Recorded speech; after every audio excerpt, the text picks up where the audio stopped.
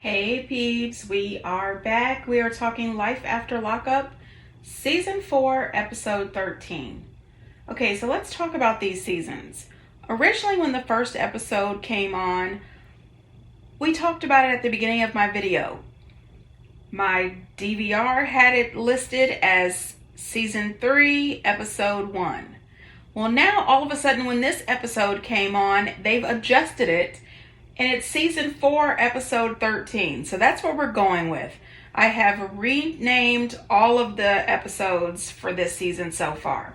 Hey, before we get into the video, please do me the honors of subscribing to my channel, hitting the notification bell so you can always be notified when I post new content, hitting the thumbs up because that does wonders for my channel, and share. Thanks. So this episode starts out with Deontay and Lindsey. So Deontay is on his way to see Lindsey. She is all excited. She is amped up. She's ready for the sex, okay? She can't wait to see him because she finds him extremely sexy. And she's still thinking about her friend TC who needs to be bailed out. And she's wondering, with the help of Blaine, which I think that's his name, Blaine? Oh, wow. If that's not his name, I have made that up. I can't remember his name. I'm going to write it down next time. But anyway, her friends suggest if they can't get a hold of the last friend who said that he would help bailing TC out, that maybe they could ask Deontay. I said, oh, hell no. Deontay, if he knows like I know, he will make sure that he does not do that. No, don't even get involved. So when Deontay gets there, Lindsey runs out the door, jumps into his arms, all romantic like, but not really. Anyway, he is so excited. They are hugged up. They are kissing. I mean, Deontay is so happy. His voice is choked up. He looks like he's about to cry. I said, I bet his mama is somewhere crying. I really need his mom and his best friend. Where the hell are they, Love After Lockup people? So Deontay instantly wants to know whose house is this. He's coming in. He wants to meet her friend Blaine. Boy, I'm making that his name. Get down in the comments, peeps. What is the man's name? Anyway, he wants to meet him. Deontay is giving this man the third degree. He is pretty much being a little rude. You can't come into my house questioning me, and you damn sure are not going to come in here and ask for a tour. Okay? Anyway, Deontay wants to know, how do they know each other? How long have they been friends? You know, is it platonic? Have they had the sex? He wants to know all the pertinent questions. But Blaine has questions too. He wants to know what is Deontay's intentions? As if she's some kind of little fairy princess. Girl, get the hell out of here. This woman has a criminal past. Anyway, Deontay lets him know that he is very interested in her and would like to have a future with her. So he says, well, are you going to move here? Because, you know, her daughter is here. Her family and friends are here. Deontay explains that, yes, Smiley Grace is more important than he will ever be. And if their relationship progresses further, then yes, he would move there. Deontay, stop being an idiot. Stop being an idiot. So then Blaine continues to tell Deontay a little bit more about Lindsey, how she went to jail, that she likes to beat up people, that she used to sell the drugs. And for some reason, I feel like Lindsey wants people to think that she was the godmother of drugs or something. For some reason, I think Lindsey wants to be a queen pin, like Griselda Blanco of Mississippi. Girl, bye. Girl, bye. You know, she wears the fact that she used to sell drugs and that she's gotten into fights like a badge of honor or something. I think that she needs to grow up. That's not cute. You know, you still have 4 warrants out for your arrest as is. Stop bragging on your past. Oh, I did have a question though. Does anybody think that her friend is interested in her than more than just friends? He's giving off, I'd like to see her naked vibes. I don't know. Lindsey always talks about her past as if she used to run the south side of Chicago. You know what I mean? And she just doesn't even look like she could last in Chicago for 2 days. I mean, girl, stop this. All I know is that the whole time Deontay was asking Blaine all these questions, he came off as someone who is extremely insecure. And I just think that is not a good look. I don't think that Deontay will ever learn his lesson However, I do think that he is going to learn that Lindsey is not it, and that he has made a big mistake dealing with her. But I do want his mom to come and stop the bus. I'll never forget her saying, "Stop the bus." That cracks me up. One thing I did notice is when they were on their way back to the hotel, Lindsey asked if she could drive, and Deontay said, "Do you have a license?" I appreciate that, because Love After Lockup, they have a history of letting non-licensed drivers get behind the wheel. And he needs to ask Lindsey, is her license valid? Anyway, moving on. Puppy and Amber. So before we talk about Puppy and Amber, I do need to make an apology. I did have the opportunity to speak with Eric's wife, soon to be ex-wife, Heather, in the comments. And it turns out that she's freaking awesome, number one. And number two, she let me know that my 9 times out of 10 rule that husbands don't truly get a divorce and leave the relationship is not her case. She says that they are absolutely getting a divorce, and that she's not going to be on this season because she doesn't want anybody writing her story. If her story is going to be told, she's going to tell it herself, and she's going to make sure that it's right. She's not going to let anybody make her look like an idiot. And I respect that. I truly do. So I apologize if I said anything that was offensive to her in my last video. I'm wishing her nothing but the best and the utmost happiness. So there you go, peeps. She is absolutely divorcing Eric as soon as she can. All right, so moving on. So in this episode, they wake up, it's the next morning. All the girls are still in the hotel in Indiana. And Puppy was saying that she thinks that Eric's wife, Heather, is trying to hold on to him. I think that that's the last thing that Heather is doing. She's not trying to hold on to Eric at all. And number two, I have the feeling, I have no proof of this, but I have the feeling that Eric is letting Puppy think that he is possibly telling Puppy that the reason he hasn't gotten a divorce yet is because his wife is fighting so hard, to keep the marriage or whatever. And I think that she's falling for it. No, ma'am. Heather is not holding on to this man. Puppy also asked a question. She said she wants to know if she's the side bitch. Well, personally, I don't like to call women bitches.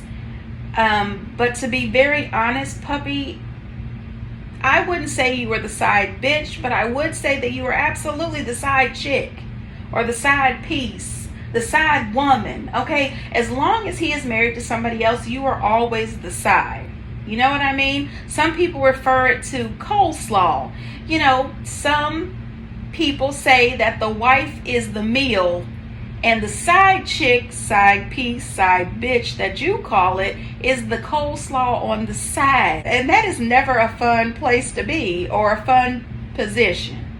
So, yes, I took the roundabout way to say, yes, you are the side bitch / piece.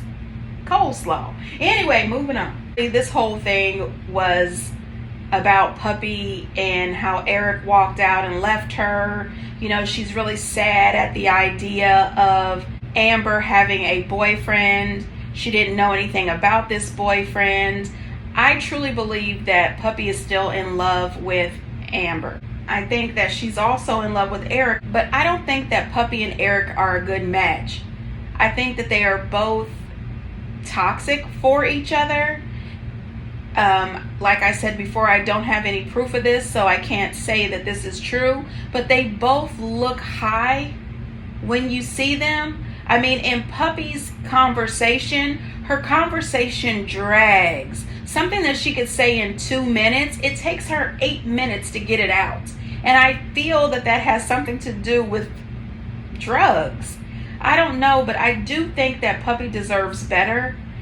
When she finally got back to her hotel room, he wasn't there. But did anybody notice how bad that room looked? That room looked as if they had been stuck in there for 2 months, like a tornado had came through. Yeah, there's nothing good or cute about this relationship, and there's nothing good or cute about Puppy's life right now. She's in her 30s. She's got so much life to live. She seems to be such a sweetheart. Girl, you have got to pull yourself together. Eric and Puppy seem to be one of those trauma bonded couples. It's like a cycle of emotional and verbal abuse. I don't like that. Personally, I think that Eric is one of those people that can't handle the slightest little bit of criticism. And who wants to be in a relationship with someone who is that fragile? If I was Puppy, I would go on back home, take care of my mom, find a good job, enroll in school, and maybe start taking some AA classes or something. That's all I'm saying. It's time for you to be better. Never accept second best. Anyway, I'm wishing Puppy and Amber both the best. They are not that great when it comes to relationships, and I'm not saying that I am, because Lord knows that I'm not, but they can do better. They both can do better, and they both deserve better. Chaz and Brandon. So Chaz is excited, honey, because he believes he's about to get the sex, okay? So he is in Kentucky, and he is trying to fly out to Portland so he can celebrate his birthday with Branwen. He has rented a cabin, and Branwen has gotten permission from her parole officer that she's able to stay overnight. He is so ready for this overnight visit. He doesn't know what to do. Branwen's at the cabin with her friends. I call them the witches of Portland. They are the hocus pocus. Anyway, Chaz ends up getting stuck at the airport. So he calls her. He is complaining. He is whining. He is given full panic mode. Oh my goodness, my romantic night, my sex. What am I going to do? What am I going to do? And one of her friends who I really dislike, she makes the comment. She says, oh my God, he sounds like a little bitch on the phone. And Branwen says nothing. And not that I needed any clues that she really isn't here for Chaz, but let me just tell you this. Nobody, and I do mean nobody, is calling my husband a bitch. No. No. Branwen did not give a damn. She went on about her business. She said, yeah, I guess he's upset. I mean, are you serious? Throughout this visit, he continues to call, continues to be pissed off and upset because he keeps getting further delayed. His first plane flight was delayed. Then there was a computer failure. Then he bought another flight from another airline. Then that one was delayed. Oh, he is ticked. Branwen tells him maybe he should just get his money back and go on home and they can reschedule. Because you know she does not want to have any kind of relations with him. And she keeps on saying, I'm just really nervous. You know, I'm not used to having sober sex. But we know that she's having the sex, okay? It's just not with Chaz. So once he keeps calling and complaining about these delays, the same friend who called him a bitch, she then said, oh, he's expecting sex. This little friend of hers is a pain in the butts. I am not a fan of hers at all. So when Chaz finally makes it there, it's 3 o'clock in the morning. But by the time he gets to the cabin to see Branwen and her 3 friends, the witches of Portland, he says he feels like Branwen has some negative influences sneaking back into her life. I said, oh yeah, it's these 3. Okay, because as soon as he gets there, her friend with the flowers says, we don't really want her to go. You're taking her away from all of her family and friends and everything she knows. She needs to be taken away from you guys. She needs to. In order to get her life straight, she needs to be removed from her old gang, her old neighborhood, all of this. You can look at her and tell, in my opinion, that she is on something. Branwen is not sitting there 100% sober. We can pretend like she's sober for parole reasons, but I can tell something is not right with her. In their whole interactions together, Branwen and Chaz is so creepy and cringy. When they go outside and she's hugging him, the smile on her face looks so fake and phony, and it just looks like I'm grossed out instead of I'm so happy to see my husband. And another reason that you can tell that she's possibly on something, allegedly, because I don't know them again, is every word is slurred. Why are you slurring? And to me, it's just clearly obvious that Branwen is not interested in Chaz. She's not attracted to Chaz. And with him being a grown man, I don't understand why he can't see that. Why can you not see this? People can see this from 1,000 miles away. The end of this relationship is Chaz, whose feelings is going to be hurt. Taylor and Chance. So this really broke my heart. We pick up with them where we see Taylor going to a rehabilitation center to see Bobby. Bobby has relapsed and overdosed. Taylor does try to see her at the rehab, but unfortunately they were not allowing visits at that time, so she wasn't able to see Bobby, but she was able to drop off some flowers and I believe a card. And she says that Bobby relapsed at the house and that she just wouldn't wake up. She was in her living room on the couch, but they were able to, of course, get her to the hospital and she was able to survive, thank God.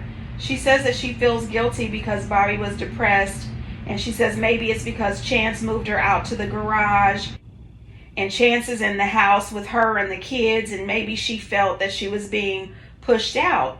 And my thought is, listening to Taylor and Chance talk about maybe it was because she got pushed out in the garage, maybe, she felt as if she wasn't welcome anymore, is ridiculous to me. There is no maybe to this. Now I have to say, this is not 100% Taylor's fault. It's not 100% Chance's fault either, because Bobby is a grown woman and she makes her own choices. But I do think that Chance and Taylor have some responsibility in this. She was living with you. She was keeping her promise. She remained sober. She was watching the kids. She was helping around the home. She's working. She's contributing. Life is good for you and your sister. Then you meet this convict, move him into your home with your small children, and then within a month and a half, he has thrown your sister out into a uninsulated, unsafe, improper garage dump. That made her feel left out, made her feel not wanted and worthless probably. Chance making this comment that maybe her having all that freedom and privacy out in the garage caused her to think that she could use drugs again. And then he changes it around saying, what if they would have found some drugs there at the house and his parole would have been revoked, or they would have took the kids. He's building up a case for her to kick Bobby to the curb 100%. It was just hard to watch because it did seem as if Chance and Taylor were trying to blame everything 100% on Bobby, and it's not 100% Bobby. However, Bobby has to take a lot of responsibility for this because she is an adult and that was her choice to do those drugs. I think that Chance truly wanted Bobby to feel like trash, and he wanted Bobby to go so that he could be there in that house alone with Taylor and those 3 kids. And I think that he's got an agenda. People are responsible for their own sobriety. That is true. But to me, Taylor has not been the best sister to Bobby, and she is not being there. You let him throw her out to live in a filthy, unfinished garage. I think the problem is Bobby did get very used to being supported by Taylor and the kids. Seeing the kids every day, being a part of the kids' lives, having Taylor there to uplift her when the depression or maybe even cravings or something like that came along, and then to just throw her out into that garage, that was heartbreaking. And Chance was 100% gaslighting the hell out of Taylor. I mean, Taylor should think about it. Remember when Chance first got there, he wanted Taylor to take down all the pictures of her daughter's father who passed away. He wanted the pictures taken down. He wanted her sister out of the house. I mean, wake up, Taylor. And now he's making these comments like Bobby needs to be gone for good, out of the house and out of the garage. Taylor is coming off as dense and desperate. But having Chance around, having Bobby OD, all of this stuff is going on in front of those small children. None of this should be happening in front of those girls. And she is probably going to need to get some therapy for these little ladies. Now, I do want to make it very clear, I do not think that it is Taylor's responsibility to keep Bobby sober. It is not. But Bobby was sober and fine until Chance came into the picture. Marcelino and Brittany. Okay, so I still believe that this is all fake. I still believe this is all storyline written up by Brittany, Marcelino, and the show. But we'll just go with it as if it's legit. So they leave the therapy and she needs to make some business calls, and she's already informed him that she needs to make some calls. He decides that getting his car washed is more important, and she tells him that she can't make her calls there because she doesn't get reception. He tells her, well, then jump out. I said, well, damn, how rude is that? He tells her she can just get out the car and make her calls while he's running the car through the car wash. However, while he's running the truck through the car wash, he's texting somebody. And the producers ask him, who are you texting? Oh, just an old friend. I need to talk to somebody about this marriage. So when he finally runs his car through the car wash, Brittany is still on the phone. She is talking business about a showing. And this dude starts screaming across the parking lot, come on, get off the phone. What type of shit is that? First of all, she is the one with the job. You are the one who gambles. And if you win, great. But if you lose, then what? Okay, she's the one bringing in the funds. You shut the hell up and sit there and wait. I don't play those kind of games. I really don't. You better respect me, boy. That's how I feel in my relationships. If you want respect, you better give it. When they get home, Marcelino tells her that he does still want to be in the marriage. He hasn't ran away or walked out. And I said, oh, thanks. I mean, boy, you might as well. You are completely checked out of this marriage. The only thing you haven't done is walked out the front door and not came back. I mean, get the hell out of here, boy. So then you see Brittany go to her office, and her ex-girlfriend Amanda shows up with another friend named Shannon. Now, Amanda is the one they had that threesome with. So Brittany tells her that things are not going great with Marcelino, and Amanda says, well, I hope that it doesn't have anything to do with our threesome or with me. And Brittany says, oh no, it has nothing to do with you. I said, what? Brittany, take the blinders off. Your relationship was allegedly good, and then you had this threesome and then it fell apart. My mind would say, maybe it has something to do with this little threesome. But what took me out is this good ex-girlfriend, Amanda, tells her that months ago in January, Marcelino reached out to her in a direct message on Instagram. Really, bitch? Okay, so I hate to say bitch, but really, bitch? I mean, if you are my friend and our friendship is important to you, you value me as a friend, but you get an inbox message on Instagram from my husband in January and you don't bring it up to me until just now? We have a problem, okay? Not only do I have a problem with this dude who is about to get lit up when I get home, but I definitely have a problem with you, okay? Because you are supposed to be my girl, my friend. Anyway, this dude is in her DMs offering her the dick, okay? She was telling him that she was going through a few things, and he told her that he could help her out and make her feel better by sliding her the dick, okay? What? Listen. If I ever seen a message that I verified and it was validated that it came from my husband offering anybody the dick, we would have problems. The police would be called. There would be problems. Somebody would be arrested. Me. Don't play with me, boy. Okay? Listen. Amanda is not her friend, because a real friend, no matter if you had the threesome or not, you would have reached out to her and said, listen, I know we just did the thing, but did you tell your husband it was okay to sling some of his dick my way? Okay, something. Listen, this story is fake and phony. Why am I worried? Why am I upset? Listen, get down in the comments and let me know what you think. Anyway, moving on. So, listen, this is Destiny.